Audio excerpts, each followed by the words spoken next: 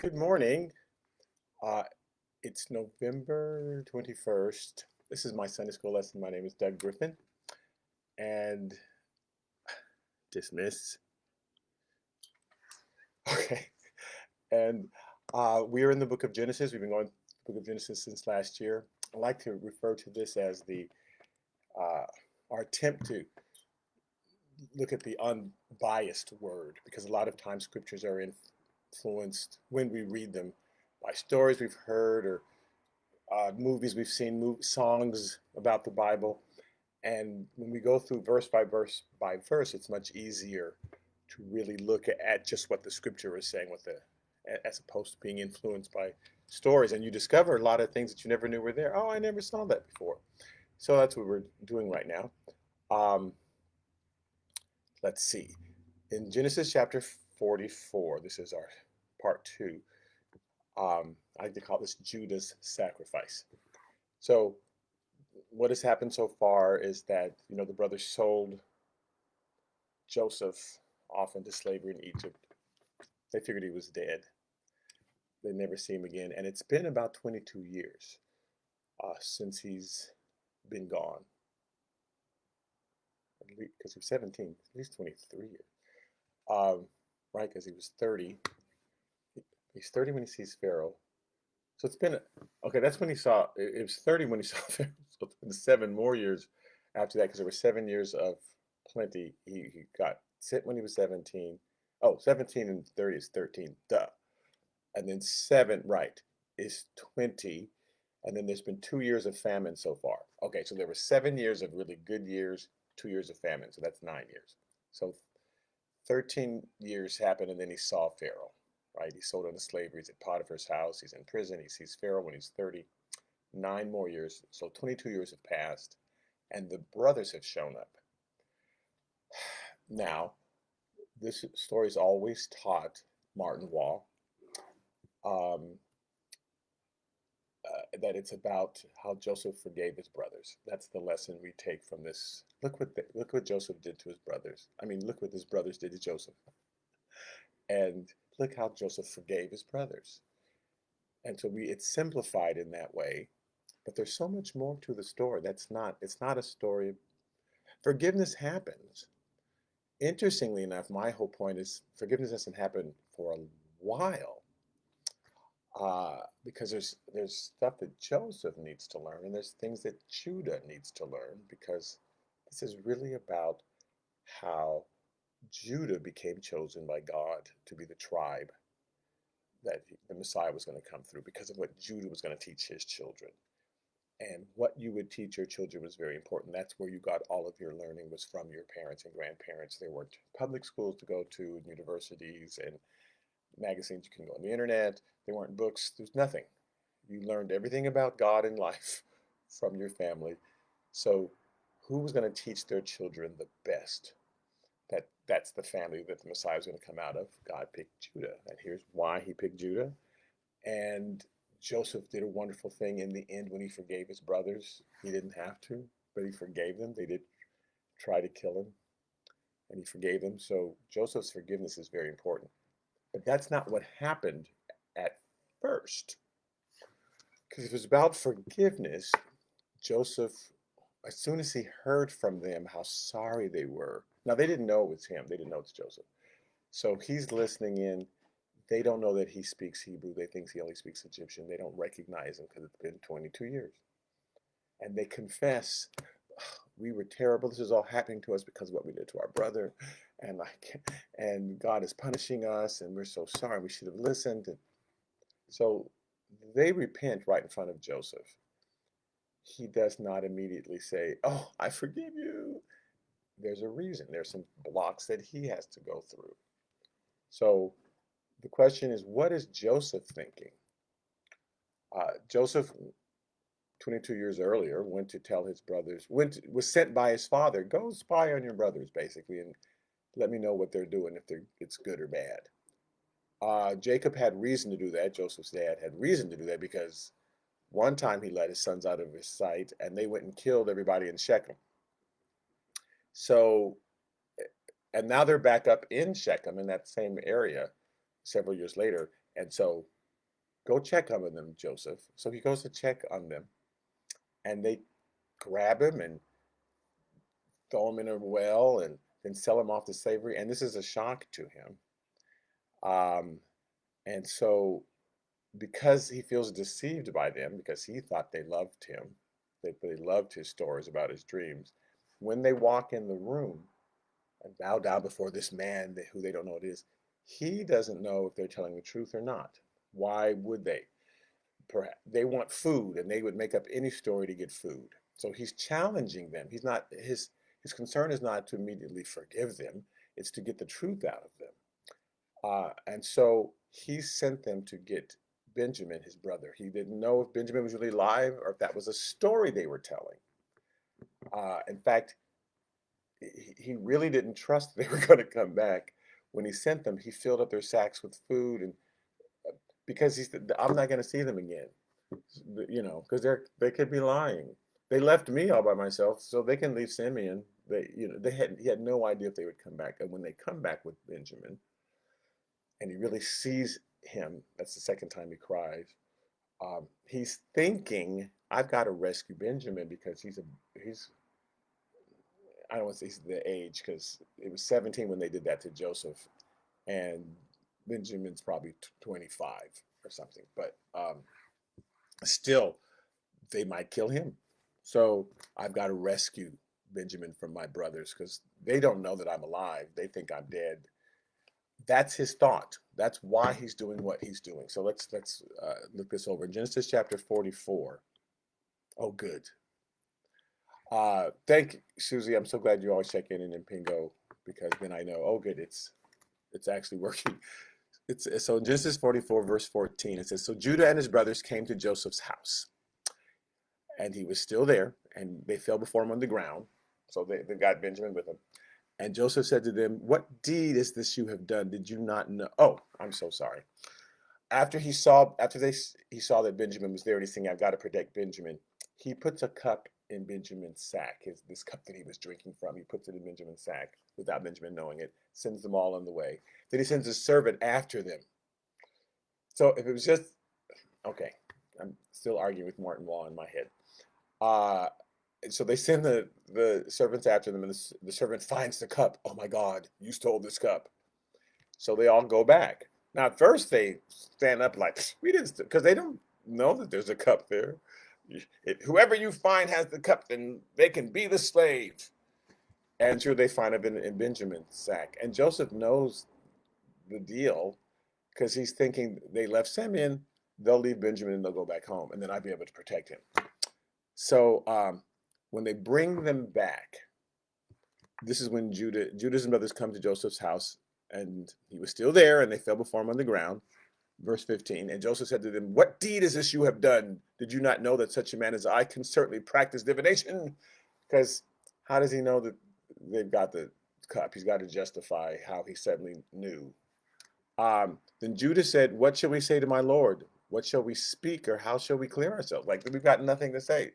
We can't even clear ourselves. And so Judah is a different person than he was before, because he's not defensive.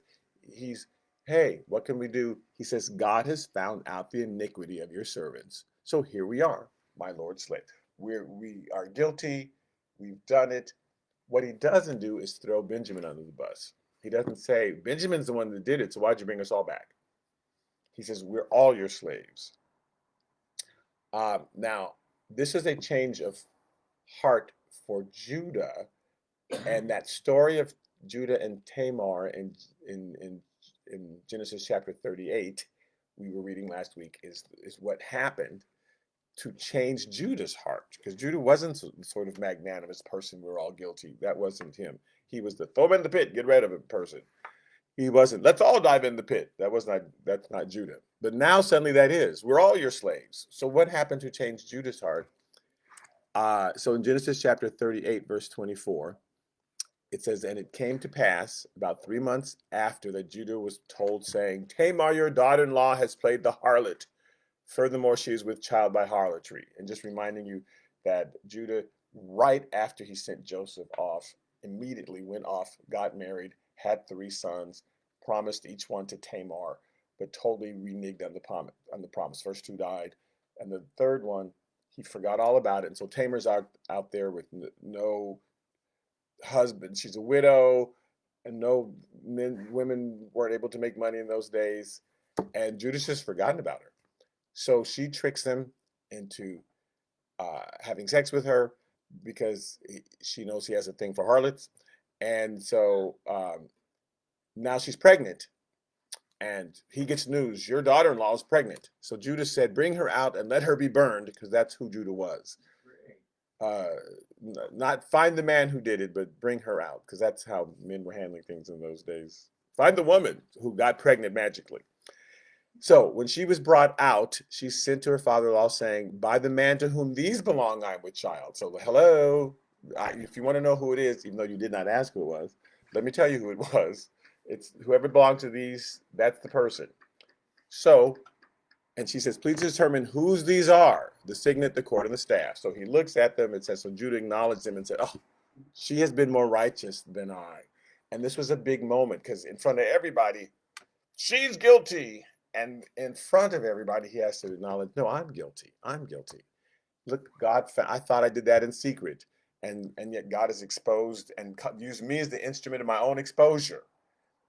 And look how God has exposed my sin and shown me what a terrible person I am, right? And so again, he says, because I did not give her to Sheila, my son, and he never knew her again. So she's been more righteous than I am. So this changed Joseph. This was an experience that changed Judah. It changed Judah. So at this moment, when Joseph brings him out to the house, he says, we're all guilty. And we're all going to be your slaves.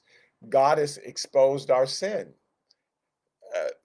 And even though they hadn't done anything, he knew, well, we've done other stuff. So we may not have gotten caught on this particular thing, but this is happening to us because we're all sinners. And we're all sinners. Now, here's what David said. I mean, David, help me. Joseph. So in Genesis chapter 44, verse 16, again, a second, he says, here we are, my Lord, slaves, both we and he also with whom the cup was found. So he's a sinner and we also are. Again, he's not throwing him under the bus. And he clearly, the cup was found with Benjamin, but Judah made them all go back. And he said, all of us are guilty. So something has switched, because in Genesis 37, when they kidnapped Joseph and abducted him and threw him in the well, in Genesis 37:26, Judah was the one who said to his brothers, what profit is there if we kill our brother and conceal his blood? Come, let us sell him to the Ishmaelites. It wasn't, let's bring him back in the fold. He's our brother. It was, hey, it wasn't, let's all jump in the well. It wasn't, let's all go with the Ishmaelites. It was, hey, let's just sell him and let not our hand be upon him, for he's our brother and our flesh. And so we'll just sell him off away. He was quick to sell off Joseph. Judah's heart has changed because they could have been on their way with food. Benjamin, as far as they know, had done it. I mean, how did the cup get in his sack? It just appeared. They didn't know how it got there. So they thought, okay, poor Benjamin, he's young. He doesn't know any better. He is about 15 to 17 years younger than anybody else there. So I guess Benjamin did it, but instead of, he could have just sold him off and said the same thing with Joseph, just sell him off to the Egyptians, and we're going to go back and we'll take Simeon and give food to our father. And he says, we're all your slaves. We're all going to stay. So here's how he answers him in Genesis 44:17. Joseph says, but he said, far be it from me that I should do so. The man in whose hand the cup was found, he shall be my slave. And as for you, go up in peace to your father. So he wants them to leave. He's already seen in their hearts that we're all guilty. We're all slaves. If this was a story about Joseph waiting for them to repent, they've already repented. He sees them sticking up for Benjamin. At any moment, Joseph could just forgive them and say, oh, I'm so sorry. And I see look how you're protecting Benjamin. He says, you guys go on. And Benjamin's going to stay. That's the solution, because that's who you were before. And because he's trying to save Benjamin. He's not trying to see if they feel shame or something. They're saying, "Yay, we're all guilty." So that's not his goal at that moment. That's not what Joseph is not seeing God's plan. And this is my whole point: is there are things that block us from seeing what God is doing because we have old hurts, old angers, old revenge, right? He's still mad at his brothers. He's still not trusting them. So here's what Judah says in response, because he's giving them the perfect out. You can all go. You can keep the food, keep the money. I'll just keep Benjamin and we're good. Because again, they certainly left Simeon, but that's because of how Joseph had tricked them. It wasn't their desire to leave Simeon. He says, you got to leave one. So they all said Simeon because Simeon was probably the provoker of throwing Joseph in the pit in the first place. Judah was the one who said, let's take him out of the pit and sell him to the Egyptians, right? That's Judah, who's actually completing God's plan without realizing it. So Judah comes up to him and gives this amazing speech that commentators say, oh, it's so beautifully, just comes out of him extemporaneously. And so here's what he says in Genesis chapter 44, verse 18. Then Judah came near to him and said, oh, my Lord, please let your servant speak a word in my Lord's hearing. So he's very deferential. Do not let your anger burn against your servant, for you are even like Pharaoh. So he's complimenting him, and we're just your servant, and he's totally cool, right? Now, I want to remind us what really happened, because Judah doesn't quite tell the story how it really happened, but we've got the record of how it really happened. When they first came down there, Joseph accused them of being spies. So in order to prove they weren't spies, now he knows they aren't spies. He's just screwing with them, and they said, your servants are 12 brothers, the sons of one man in Canaan. And he's using it like, we're all brothers. No nation assembled us and found the 12 smartest men and sent them in to spy on you. We're brothers. That's why we're here. One man in the land of Canaan. In fact, the youngest is with our father, and one is no more. So that's why you only see 10 of us. Joseph and Benjamin. Joseph's dead, and one of them is with his father. But Joseph said to them, it is as I spoke to you, saying you are spies, because he wants more information. Oh, you're saying that? Do I believe you? And in this manner you shall be tested. By the life of Pharaoh, you shall not leave this place unless your youngest brother comes here.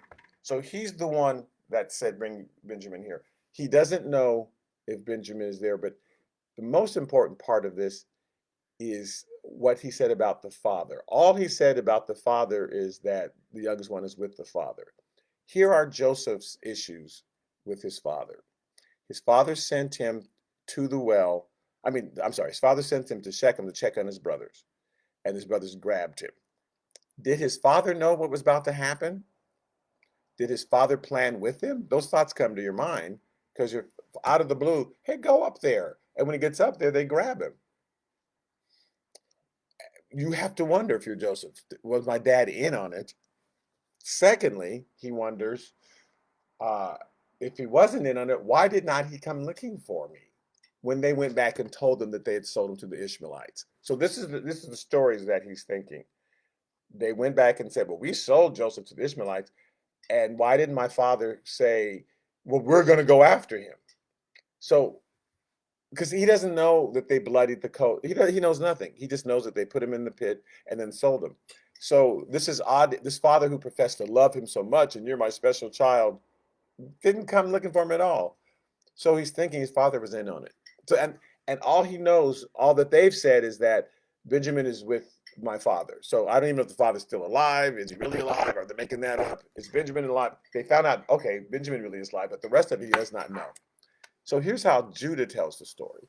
Judah says, my Lord asks his servant, saying, this is verse 19, have you a father or brother? Now, that's not really, they told him, we've got a father and a brother.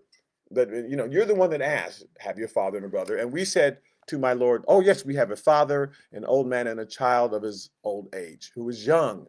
His brother is dead, and he alone is left of his mother's children, and his father loves him.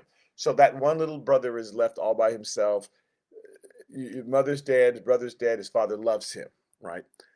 Then you said to your servants, well, bring him down to me, that I may set my eyes on him. And we said to my Lord, no, the lad cannot leave his father, for if he should leave his father would die. But you said to your servants, unless your youngest brother comes down to you, you shall see my face no more. So he's trying to say, that's the only reason we're really here. We told you we can't bring the brother because he's the last one of that particular wife. But you're the one that said, no, we've got to bring him. Okay, so it was when we went up to your servant, my father, that we told him the words of my Lord. So this is the first time Joseph is hearing anything about his father. He has no idea, again, if the father's alive, if they're making this all up, how his father felt about him. All he knows is that his brothers sold him off to slavery, and the father did not come looking for him, did not come after him. And our father said, and he had seen his father in certain situations, stand up to Esau. But in his mind, he stood up to Esau, and he's seen him stood up to Laban. He's seen him stand up to people. Why didn't he come after me? So here's what he's hearing the story. Our father said, go back and buy us a little food. And we said, we cannot go down. If our youngest brother is with us, then we'll go down. For we may not see the man's face unless our youngest brother is with us. So we can't even go. So then your servant, my father, said to us, you know that my wife bore 2 sons. One went out for me, and I said, surely he's torn to pieces. Oh, Joseph's hearing. My father thinks I was torn to pieces in this story. I thought, because he doesn't know that they made up a story. He's pretty sure they went back and said, we sold him to the Ishmaelites, and that his dad went, oh well. But he's hearing, surely he's torn to pieces, and I have not seen him since. But if you take this one from me also, and calamity befalls him, you shall bring down my gray hairs with sorrow to the grave. So here's the information that he had never heard before that they're telling him. My father thinks I was torn to pieces. Oh, that's why he did not come after me. Okay. Now, therefore, when I come to your servant, my father, this is Judah, back to the story, and the lad is not with us. So if I go back and the lad is not with us, since his life is bound up in the lad's life, it will happen when he sees that the lad is not with us, that he will die. So you're about to kill your father if we go back without this boy. So your servants will bring down the gray hair of your servant, our father, with sorrow to the grave. For your servant became surety for the lad to my father. He's saying, your servant, me. I became surety. I guaranteed I would bring him back.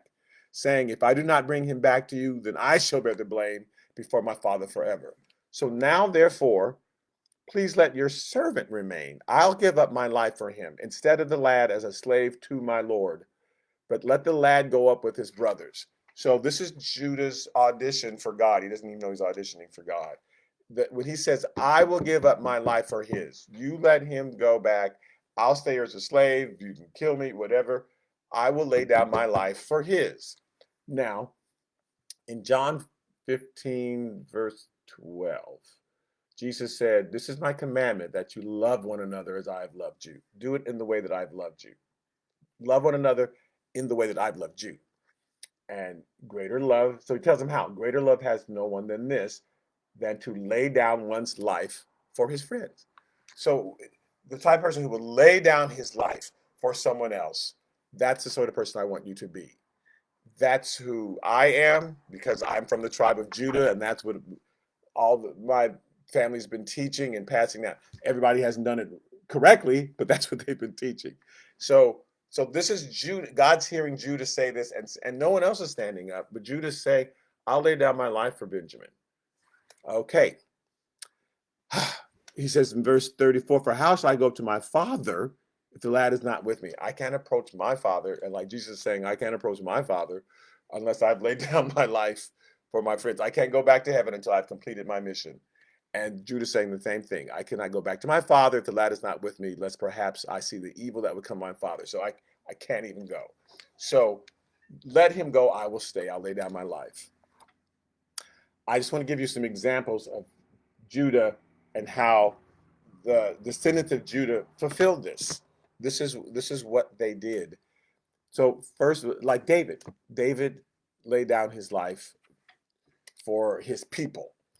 In 1 Samuel chapter 17, verse 45, Goliath is about to attack.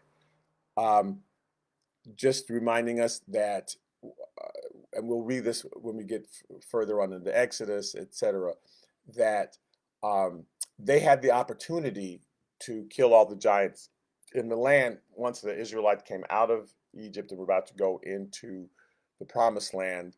They said, "Oh, there are giants in the land," and God says, "Yes, you're able. I want you to tackle them," and they wouldn't do it. So now they have to. So they're facing that same people. It's the same tribe of giants because you cannot get away from your giants. You're gonna have to tackle them at some point. God may be sending you to do something. No, I'm not going to do that. Well, he'll make sure there's another opportunity comes up where you finally have to do what God wants you to do. And so now Goliath's threatening them. And David says to the Philistine in 1 Samuel 17:45, "You come to me with a sword, with a spear, with a javelin, but I come to you in the name of the Lord of hosts, the God of the armies of Israel, whom you have defied. Sorry, I wish he had deified him. Who you defied." So I'm coming to you in the name of God because he has sent me. I understand who he is. On Wednesday nights, we were talking about the name of God and why he wants us to understand his name and what it means. He's trying to teach us about himself. So he's the God of the armies. He's the Jehovah Nissi, the God of the banner. And so I'm not afraid of you. Even though you got a spear and a javelin and a sword, I've got God. He says, this day the Lord will deliver you into my hand, and I will strike you and take your head from you. And this day I will give the carcass of the camp of the Philistines to the birds of the air and the wild beasts of the earth, that all the earth may know that there was a God in Israel. So I am understanding this moment that God's going to use me to bring you down. I'm sacrificing my life.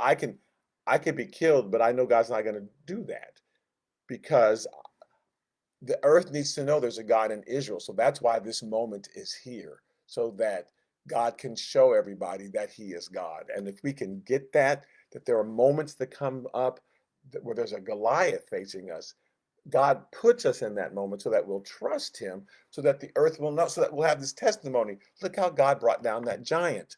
Look how God took care of that situation, because he wants the world to know that he exists.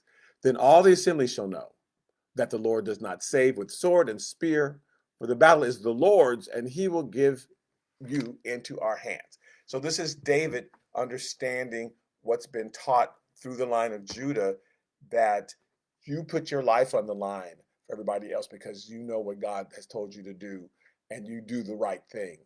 Uh, in Isaiah, these are now the descendants, the kings of Judah. One of the last kings of Judah, the last one sitting on the throne, has made this deal with the Assyrian king. God said, "Don't you do that," and he says, "I'm not listening to you, God. Uh, why? What do you know?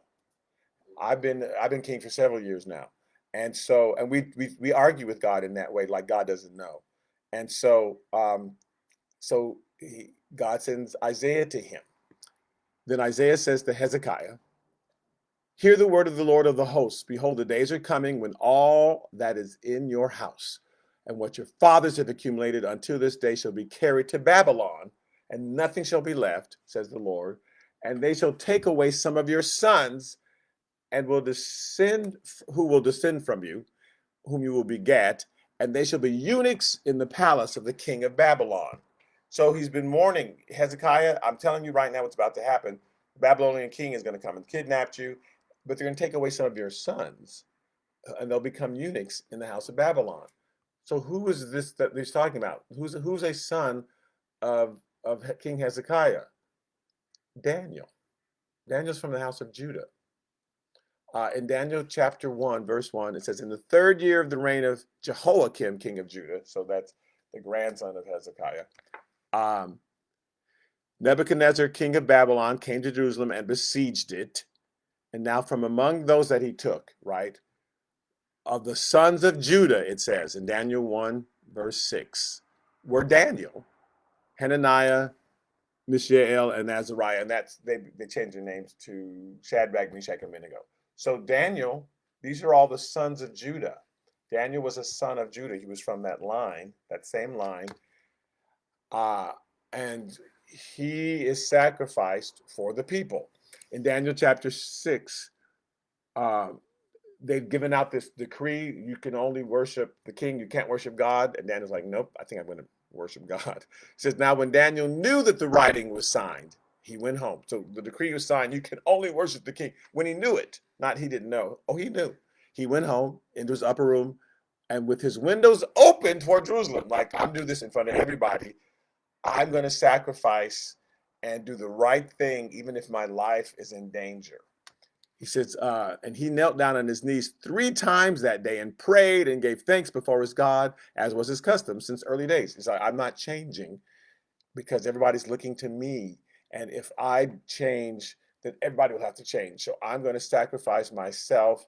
Even if I get in trouble, I don't care. I'm going to do what's right before God.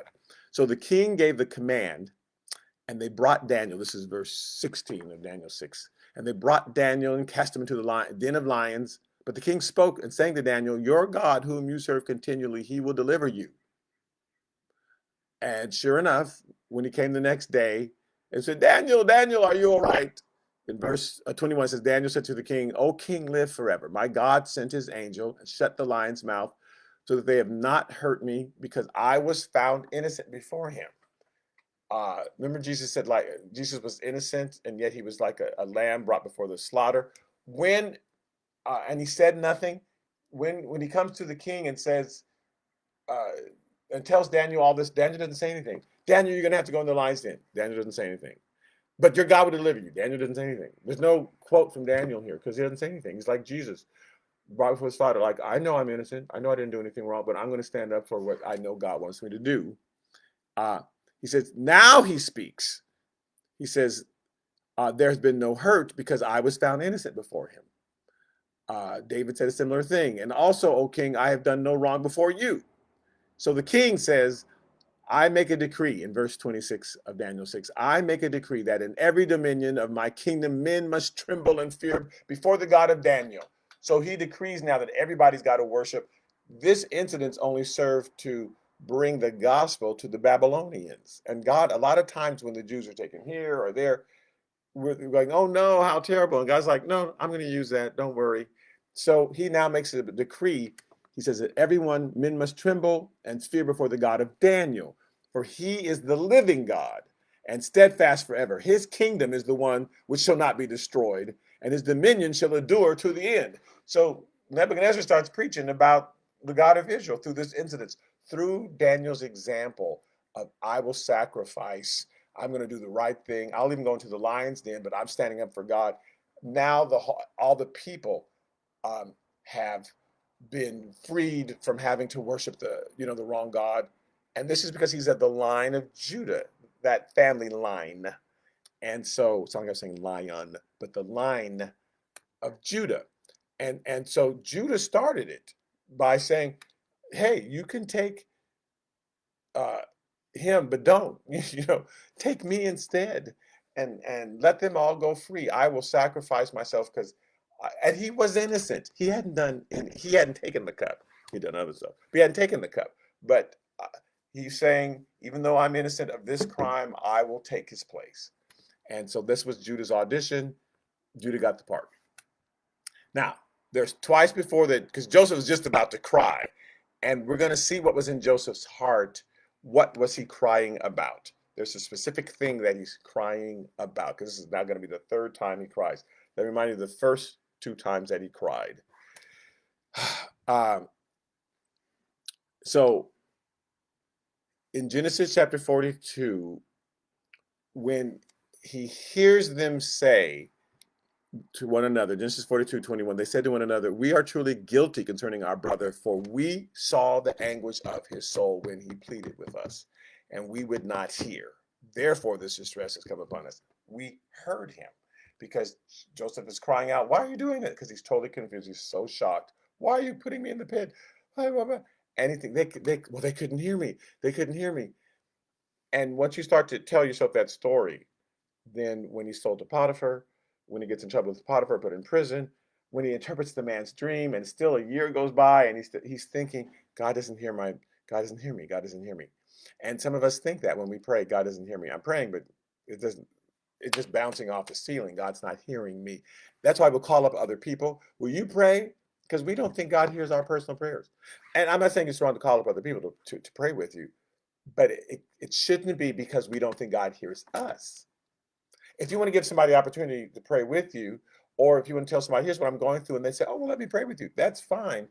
But God does not want us to think that he doesn't hear us. But sometimes that's what we think. So we find somebody who can get a prayer through. Like God has a ceiling and you need somebody. Can you get a prayer? Yes, because God makes it so hard, but I can get a prayer through and I'm a prayer.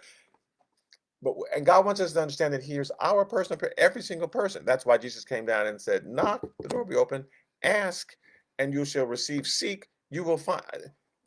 Guess what? I'm there for everyone who asks, receives. Everyone who seeks, finds.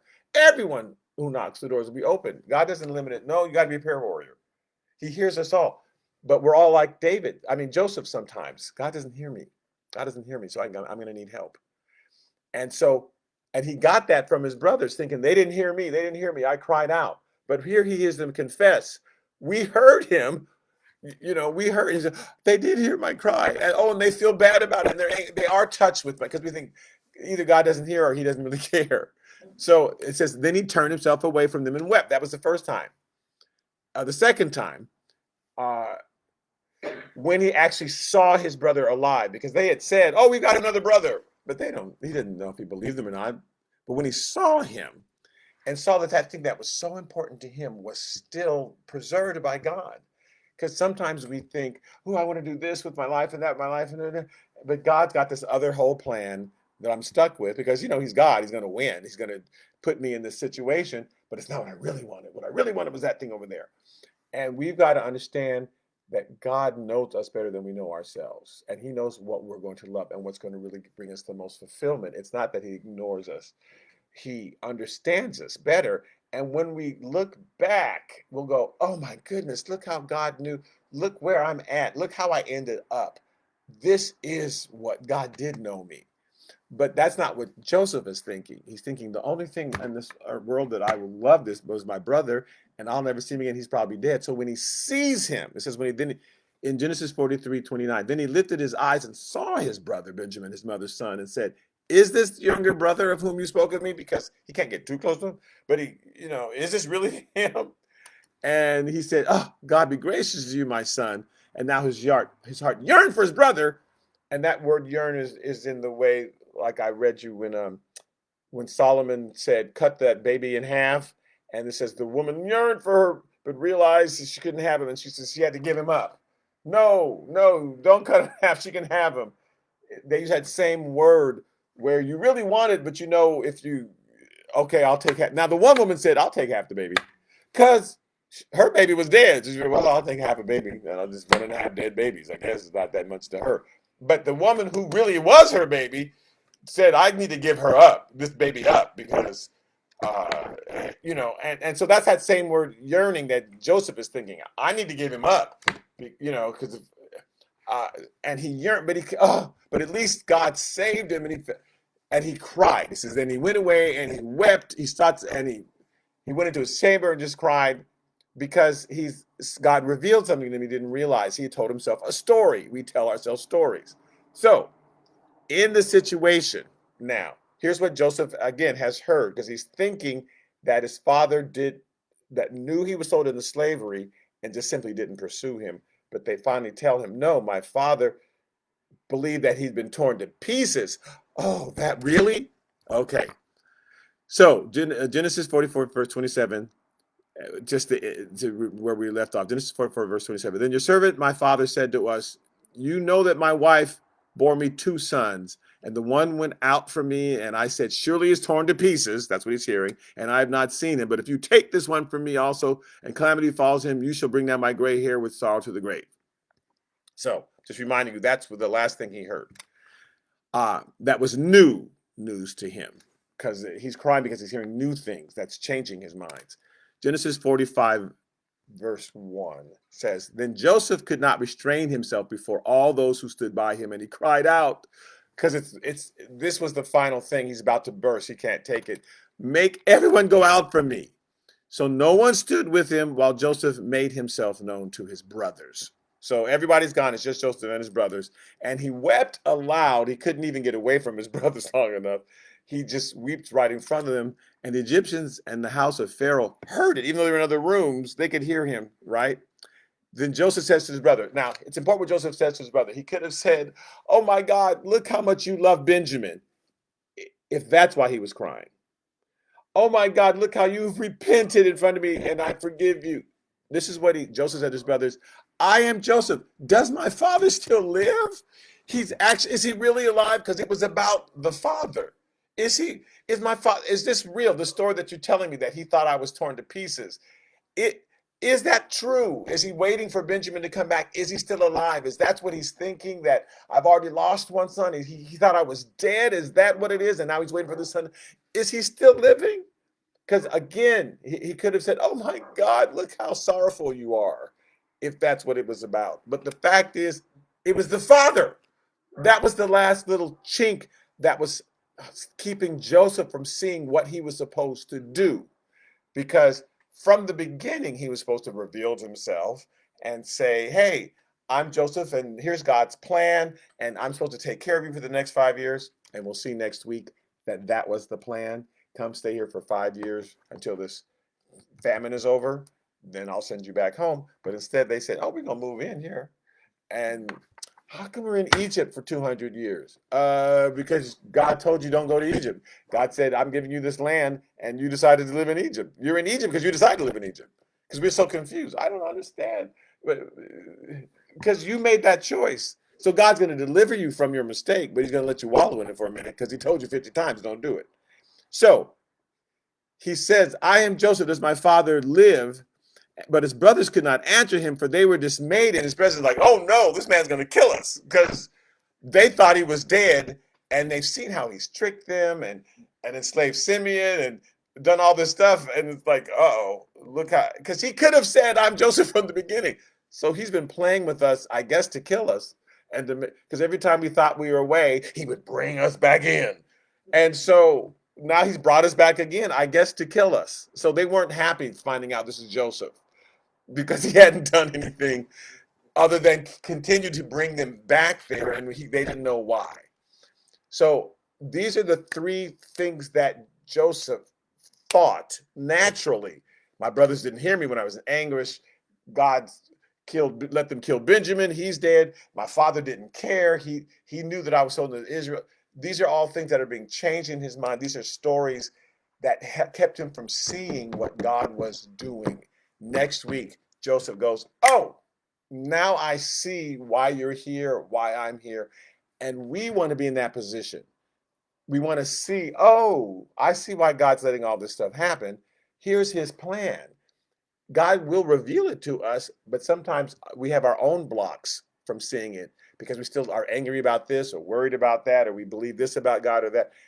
Fortunately, God's plan still happens, but the sooner we can remove these blocks, the sooner we can go, "Oh, okay," and live in less stress and go ahead and cooperate. I mean, God had already brought them there. God had already fed them. So Joseph was going to see it eventually, but he could have seen it quicker. So next week we'll talk about what it was that Joseph saw and how he then implemented, became a stronger instrument in God's plan, right? God doesn't need us to figure it out. He's going to do what he's going to do anyway. But now he's able to live, and stop playing this game with his brothers and actually just welcome them in, reveal himself, bring his father down, and he was a happier person, and we will be happier when we understand, "Oh, I see why all this is happening. Now I can just go with it and stop fighting it." Because sometimes we fight God's plan, and then he wears us out. "Okay, I give up," and God says, "Yay, you give up. Now you can just sit there and do nothing. Let me do my plan, dude." So this is where Joseph's at. Joseph changed. The brothers repented when they first got there. Joseph changed. And he does forgive their brothers, Martin Wall. Next verse. But he could have forgiven them right away. Yes, Joseph forgives his brother, and that's a big deal because they tried to kill him. But God was doing more than that. We simplify the story when we think it's just about God is trying to forgive. Martin's so mad now. God is trying to forgive That's the whole point of the story. We should forgive our brothers. Look what Joseph did. It's like, no, there was so much more going on here. Okay, so thank you for tuning in. And then when you see Judah and Benjamin, ooh, my favorite teaching in the Bible is Judah and Benjamin and their relationship through the years, because Judah has now given himself for Benjamin.